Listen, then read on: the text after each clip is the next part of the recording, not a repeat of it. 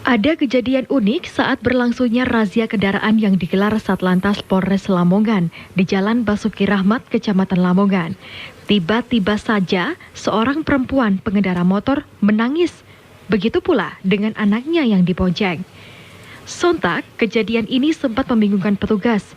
Polisi harus membujuk ibu dan anaknya ini agar berhenti menangis.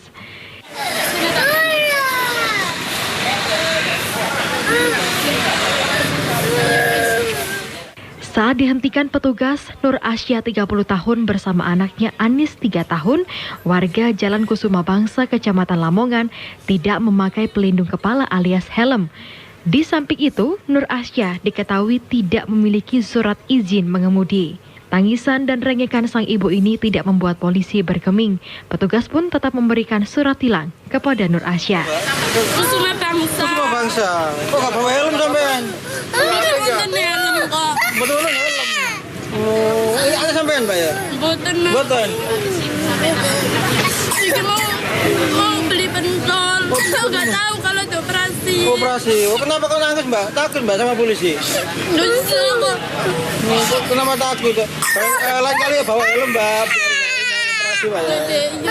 Ibtu Iksyan, pengendali tugas operasi lalu lintas, mengatakan sasaran razia ini tidak hanya kendaraan yang tidak menyalakan lampu, melainkan pula kendaraan yang tidak sesuai standar. Selama razia berlangsung kurang lebih 1 jam, sebagian besar pelanggaran lalu lintas tidak menyalakan lampu pada siang hari. Razia kendaraan ini masih akan digelar kembali untuk menciptakan ketertiban lalu lintas.